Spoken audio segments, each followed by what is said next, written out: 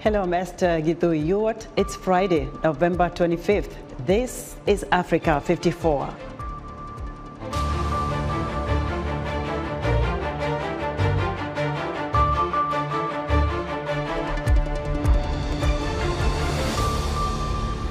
People in DRC's Goma marched to the British and French consulates demanding help in stopping the M23 rebels. Meanwhile, international talks are underway to try to quell the conflict. Zimbabwe has had a bumper wheat harvest, but food insecurity there is growing nonetheless, as Columbus Mavhunga reports. The plight of Qatar's migrant workers who built Doha's World Cup venues is the focus of VOA Heather Murdoch's interview with the families of those who died in the construction. All this and much more on today's Africa 54.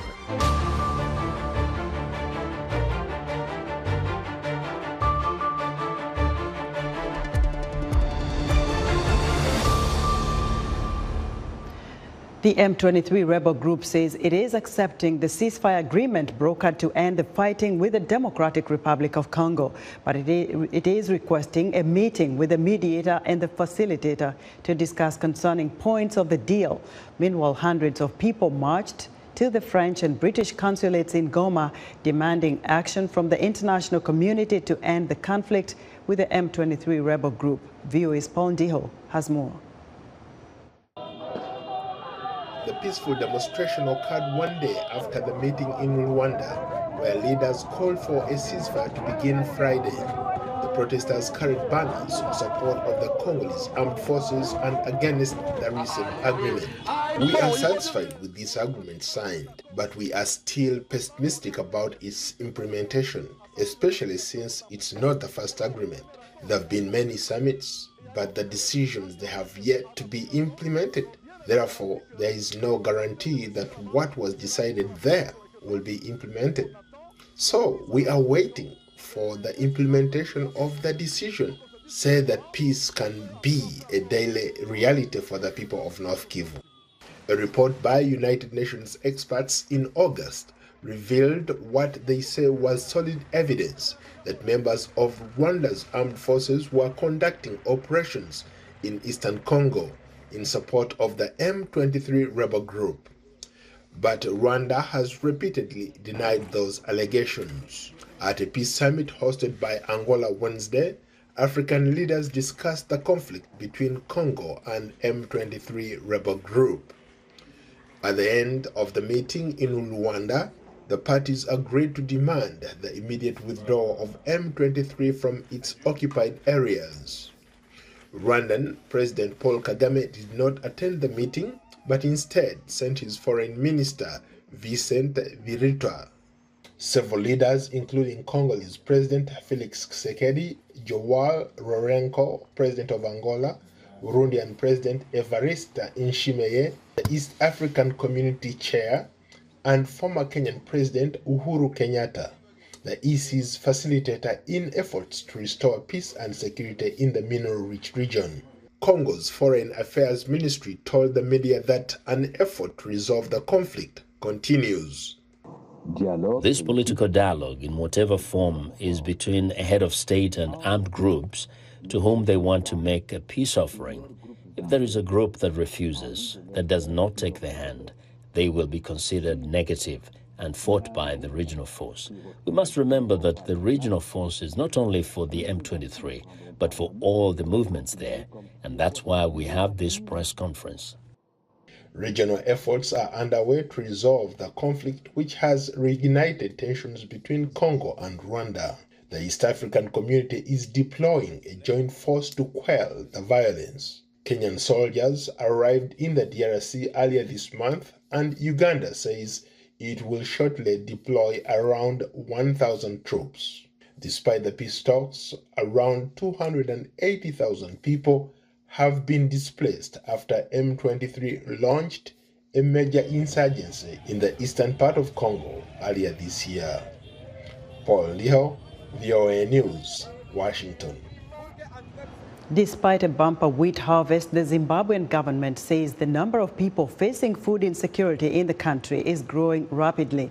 Authorities released new data showing the number of food insecure is set to double to nearly 4 million by the next harvest. Columbus Mavhunga reports from Buhera, Zimbabwe. 69-year-old Rosta Charuma is one of the food insecure Zimbabweans who need food assistance at least until her next harvest of corn and groundnuts in April. She lives with her husband and 3 grandchildren. Here there is hunger, which is really painful. We eat once a day. We don't eat to fill our stomachs, but just to ensure that kids don't faint at school. They usually have porridge with no sugar, and they're used to it now. As for bread, I don't know when I last ate it. Zimbabwean authorities have loaded a bumper harvest of wheat, a 13-month supply, which officials hope will lower the cost of bread. The price has risen to more than $1 since Russia's invasion of Ukraine. But authorities in Buhera say investment must be in corn, the country's staple crop, instead of wheat. I wish Zimbabwean leaders would look at Buhera district, which has erratic rainfalls, and introduce irrigation schemes. The community would have food security.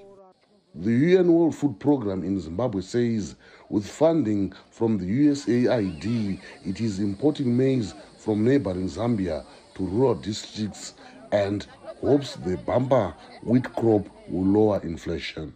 In rural areas, the communities are very much dependent on the consumption of maize. And the last agricultural season, unfortunately, the maize production, especially in those kind of rural communities, did not do so well because of the rains being very scattered during the season. So although the wheat harvest is great for the country, we do not really see, or we do not expect that it will be having a major impact on rural communities. According to the latest World Bank report released in October, Zimbabwe has the highest food inflation rate in the world at around 350%. That is one reason why people like Rosta Charuma say they are no longer eating bread and are hoping corn production can help them survive. Locals say with a good irrigation plan, they can produce enough corn to sell and make enough money to buy bread and other food items. Columbus Mavhunga for VOA News, Buhera, Zimbabwe. It's time to turn to the World Cup and head to Doha, Qatar, where VOA's sports reporter Sunday Shomari is on standby. Hello, Sunday. The World Cup is at a fever pitch. You know why? Senegal has delivered. Senegal has delivered for Africa, right? Fill us in on the reaction from Doha. Esther, as you have said, this is the World Cup of surprises. But anyway, Senegal secured the first win for Africa tonight. This was needed. Everyone in Africa was waiting for this moment. This has been a great moment for Africa. And tonight, Africans are smiling again, saying there is a light at the end of the tunnel. And I can see people behind me chanting, dancing, and doing all kinds of dances because they're very happy that finally they got the 3 goals and the 3 points that are needed so badly to qualify for the next step. But they need just one more game. Make sure they win, or else they don't go. Or draw, depending on the other Netherlands game that is going on right now with Ecuador, where Netherlands is leading for 1-0. So this is the situation, Esther. Senegalese fans are so relieved, and the coach is very relieved. This morning, the captain said, "We are the Lions of Teranga, and we're going to show them." And that's what exactly they did, Esther. The Lions indeed for Africa. So good, Sandy, to hear that. But then there was another surprise with Iran beating Wales. What was the game changer in that, match? I know, Esther. Tell me about it. Who knew? Iran lost 6 goals to England in the first game, 6-2. But tonight, Iran changed the game. They came in full force, fighting hard and playing with the heart of a lion. and finally secured a very important win with 3 points against the Wales. I'm telling you, Esther, Wales fans are so many in the stadium and around the country. Tonight, they are very tired. They don't feel happy at all, and they're very disappointed, losing a game that they never lost. They never thought even they will get a draw, but they lost. So it's another surprise. And I tell you, Esther, this is the World Cup of surprises, surprises, and surprises is the name of the game. And then there's a historical game in the offing between USA and England. People are eagerly waiting for it here because it's a holiday weekend. What are fans saying about both teams there in Doha? Yeah, absolutely, Esther. I know it's a holiday weekend. You're eating turkey. Sure, you have yours probably. It's Black Friday. You're just waiting for the game. But here on the side of town, this area, no turkey, Esther. But we're enjoying, and I can see the U.S. fans. I met them yesterday. They just flew in. Some of them are here in this country waiting for this night as the very important night. The last time they won, Esther, against England was back in 1950. Do you remember where you were? No, I wasn't born. Okay, Sunday. So it's that's so what funny. It is. They only won twice, and this is the night they want to win again. Sunday, we're going to leave it there because I need to go to Senegal as well. Thank you so much. We'll catch up again Monday. Sunday Shomari, our reporter there in Doha, Qatar. Let's go now to Dakar, Senegal, where Abdurrahman Dia is standing by for more on Senegal's World Cup win. Hello, Abdurrahman. I know celebrations are high. Tell us what's happening in Senegal. Hello, Esther. You are right. People are really celebrating here. And there is a sense of relief and hope also after the defeat from Monday against the Netherlands. Today, people are very happy and joyful. The mood is very, very different today. And you can tell, and you know, the street sellers are very happy. All flags and jerseys and scarves are like being sold like really as we haven't seen before. That's what they were hoping for, a win for Senegal, and it happened today. So what is now they are saying is that Aliou Cissé, the coach, has done his job. That is what was expected from him, is to put forward, you know, young players who want to prove that they deserve to be here, because Sadio Mane, as you know, is not here. Somebody had to step in, and they really like the fact that one like Iliman Ndiaye was able to play today. And also the other person who reconciled with the public here is the goalkeeper, Edouard Mendy, who has been widely criticized last time. Today, none of that. People are really being positive and joyful. I said the last time this match would be confirmation of Senegal being a better team against Qatar. Now we have to play against Ecuador, and that would be the finale of this group. So let's stay focused on the objective, and God willing, Senegal willing, we will move on to the next round. Aliou Cissé did what was expected of him. His choice for the first half was good, and he confirmed it in the second half. So he responded to a national request. That is to say, he had to put young players to come and take over. Thank goodness he did exactly that, and it paid off. It paid off, Abdurrahman. So they're going to move forward for the next game. What are fans they are expecting? Right. They are already talking about the next game against Ecuador, which would be a final, finale, according to them. They need to win that game, or at least have a tie, and as Sunday was saying, depending on the other matches also. So they think that based on what the team has shown today, they are able to win against Ecuador. But like I said last time, football is full of surprises, but everyone is now hopeful. Hope it has revived here in Dakar. Thank you so much, Abdurrahman. VOA's Abdurrahman Dia reporting for us from Senegal. Now we connect with VOA's Action Jackson Mvunganyi in Accra, Ghana. Jackson, despite a 3-2 loss to Portugal on Thursday, excitement for the World Cup there remains very high. So tell me, what are Ghanaians saying? Hello, Esther, from the Freedom Square. I'm on top of the monument known as the Freedom Square. Behind me is where Ghana's founding fathers proclaimed independence from Britain. And on top of this place, many guests and tourists keep coming from around the world. And I felt that this would be a good place to pay homage to the Black Stars themselves. Kwame Nkrumah himself, the founding father of this country, would have been proud of his boys, the Black Stars, yesterday against Portugal. They played their hearts out. And here in Ghana, people are very happy, are excited, they're encouraged and hopeful that even though they lost against Portugal, that in the next match against South Korea, they're going to do well. Here is what they say. What do I make of the match between Ghana and Portugal? I think it was a good game. The guys did so well. I loved it, though at a point I was scared. But on a whole, they did so well. And even though Ghana didn't win, hey, the boys did amazingly well. Mohamed Kudus, Dede Ayew, come on. They did so well. And I'm proud of them. I'm very, very, very angry. Why would a good coach behave like this? You're playing Portugal. These are old men. Pepe, Ronaldo, very old men. You mean experienced? They are very experienced, but they don't have the energy anymore. You have the equalization now. Relax. The match was very difficult, and again, playing against Portugal is not an easy match. They tried their best, but their best was not that enough. It's not bad. Very good performance today.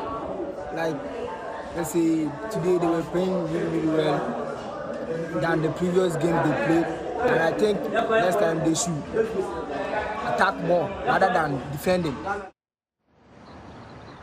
Oh, Jackson, what emotions, you know? I can feel the guy. Like, oh, those are good guys.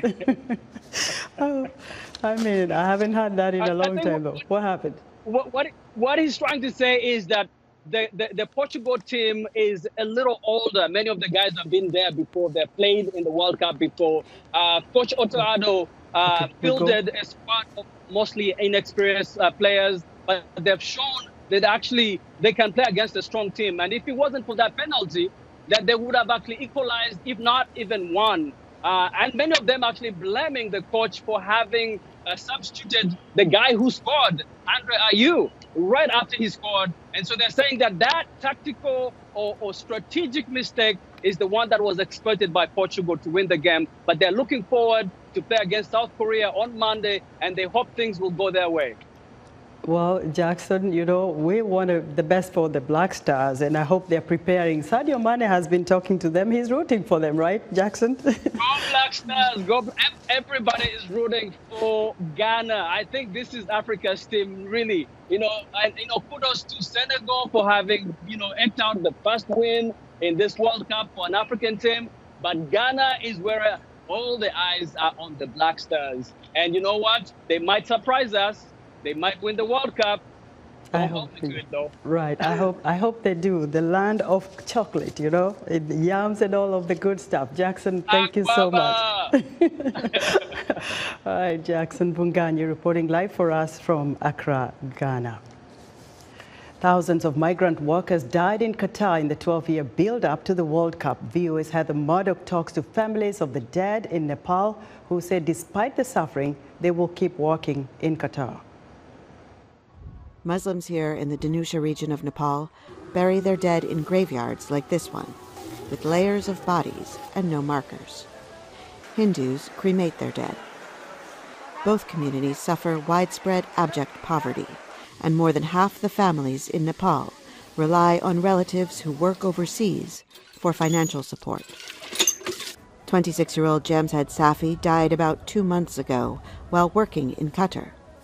After delivering Jamshed's body home at his own expense, his brother, Sakil Safi, is preparing to go back to work in Qatar.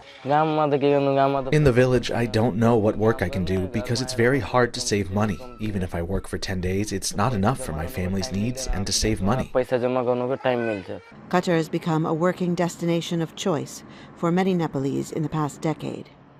It was named 2022 World Cup host 12 years ago, and since then, the small Gulf country has invested more than $200 billion on stadiums and related infrastructure.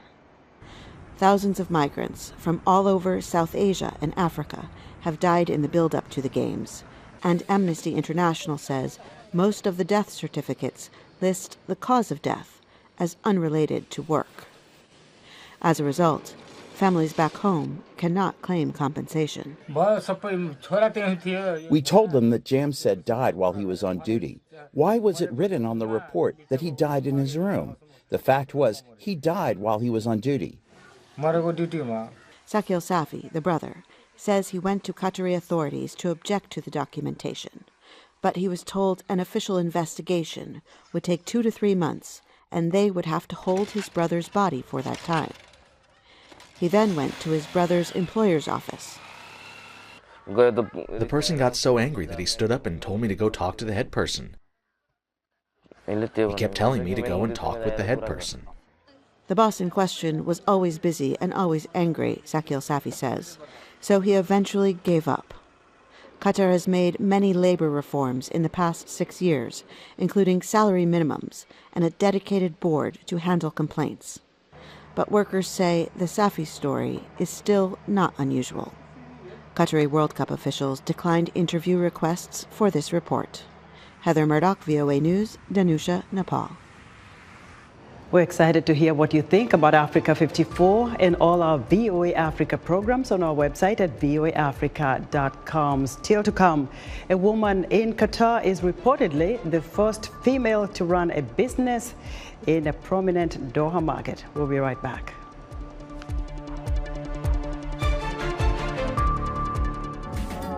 As the Soccer World Cup continues in Qatar, we take a moment to examine African women's participation in different forms of sport, including soccer.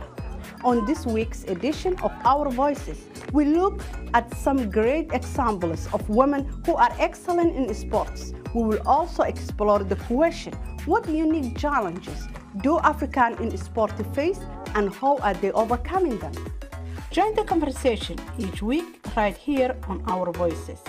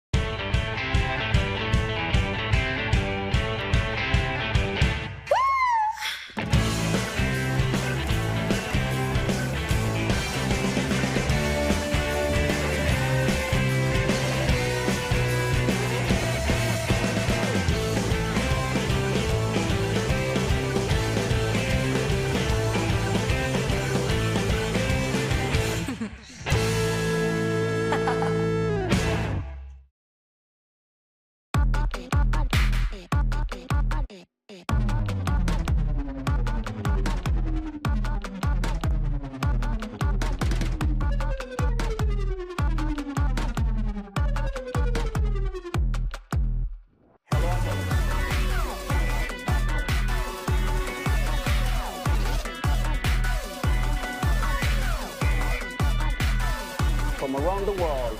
Let's go.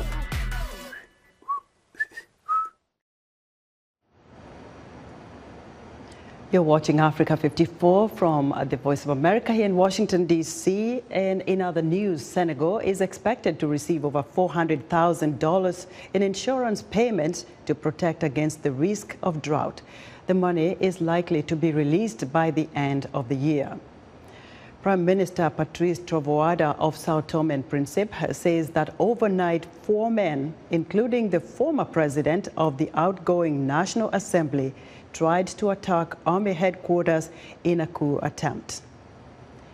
And residents say Nigerian gunmen kidnapped at least 60 people in a remote community in northwestern Zamfara state who were mostly women observing Prophet Muhammad's birthday. A woman in Qatar is reportedly the first female to run a business in a prominent Doha market. Her life story is one of perseverance and broken barriers. VOA reporter Celia Mendoza tells us more. With little knowledge of how to run a business, Shamsa Wasavi decided to open a restaurant and a spice store in the Souk Waqif market in Doha. When she started, she knew it was going to be a challenge, but she didn't expect reports that follow, saying she's the first woman to own a business at the popular market. I'm the first businesswoman to enter Souk Waqif because I wanted to help support my retired husband. I started from scratch, listening to what I learned from my late father, because he was a successful trader man. Initially, she sold pickles in the pit area of the market. One day, she caught the attention of a photographer who took her photo and shared the story of the first female trader in the Qatari market. The love of my culture, the love of my country, that's how I like to show people who are visiting Qatari culture, through the food and hospitality. While the market was under construction, managers encouraged her to open her spice store, something she was hesitant to do. Working with men was a first for her, but she says most have been supportive. Esta mujer es muy especial. Ustedes ven mis ojos. This woman is very special. You see her eyes? These are eyes of emotion, because when you meet her, she truly transmits the strength, courage, and love that she has for what she has created, for her nation, for her people, and for all of us who are foreigners. She makes us feel as if we were part of her family. Al-Wasabi says she has set a precedent for the market and for all Qatari women, many of whom, she says, are afraid to take leadership positions or become active members of the economy and workforce. She shows us how much difference one woman can make, changing how we view the world. We are in an Arab world. We are in a world where women must follow certain paths, and she is unique in that world. Over time, her 12-chair restaurant has expanded to seat 250 guests. With each of these traditional Qatari dishes, this chef has managed to win the hearts not only of the people in her country, but also of visitors from all over the world. Celia Mendoza, VOA News, Doha, Qatar. Wonderful. Thank you, Celia. And that's our show for today. Be sure to watch Africa 54 on our website at voaafrica.com. From all of us here in Washington, have a great weekend.